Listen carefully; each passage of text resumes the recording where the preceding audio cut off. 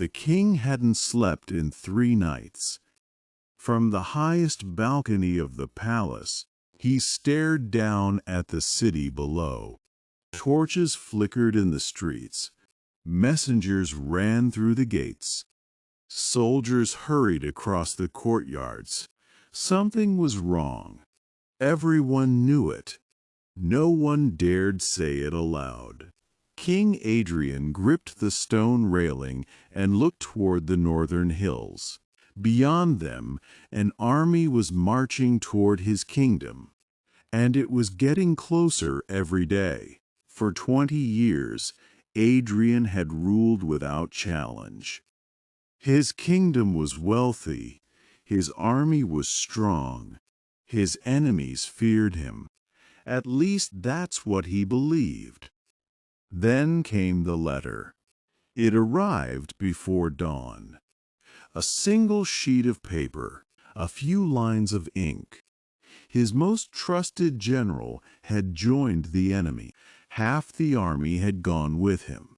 Adrian read the letter several times. By the end, his hands were shaking. Not from anger, from disbelief. The general wasn't just a commander. He was a friend, a man Adrian trusted like a brother. Yet there it was, his betrayal. That evening, the king gathered his advisors. The room was silent.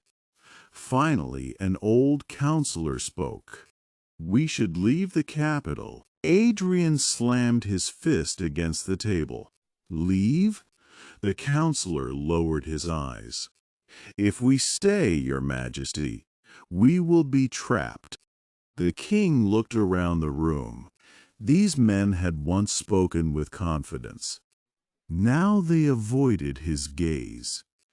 For the first time in many years, Adrian felt fear.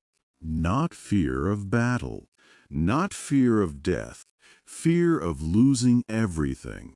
His palace, his throne, his kingdom, the life he had spent decades building.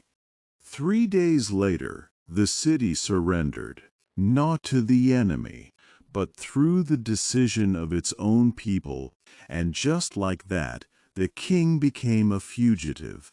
1 week he was the most powerful man in the land. The next, he was sleeping beneath trees and eating stale bread beside a campfire. The crown was gone. The throne was gone. The kingdom belonged to someone else. Every night, Adrian replayed the same question. How could this happen to me? He blamed the general. He blamed the enemy. He blamed fate. The bitterness followed him everywhere. Months passed. One afternoon, while crossing a remote valley, Adrian saw an old shepherd beneath an olive tree repairing a torn sandal. His clothes were worn. His flock was small. His lunch was bread and cheese. Yet the old man looked completely at peace, not worried, not rushed, just content.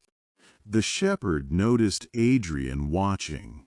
"You look tired," he said. "You carry something heavy." Adrian almost told him everything. The kingdom, the betrayal, the throne. Instead, he sat down in the shade. For the first time in months, he spoke honestly. "I lost everything." The shepherd continued working. Then he asked, "Everything?" "Yes." The old man looked up. "You are breathing." Adrian frowned.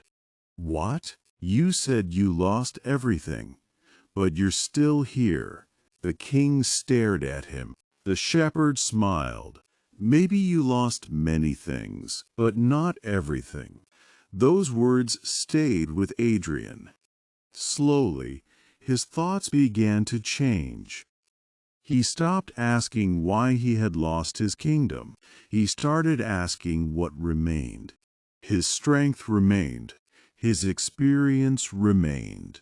His ability to choose remained. The more he reflected, the more he realized the crown had never been the source of his worth.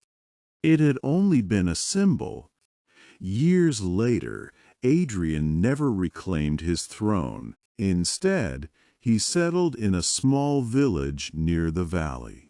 There, he helped farmers settle disputes, taught children to read, and shared lessons he had learned too late.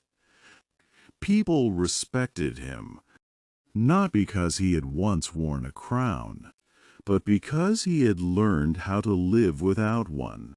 And when travelers asked if he missed being king, Adrian would smile. When I lost my kingdom, I thought I had lost everything. He looked toward the horizon. But the day I stopped chasing what was gone was the day I began to see what remained. The traveler frowned. And what remained?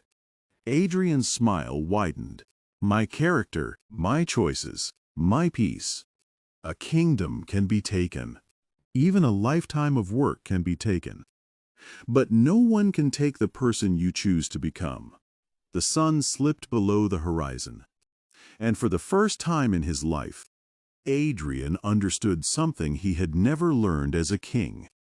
The greatest kingdom a man can rule is himself.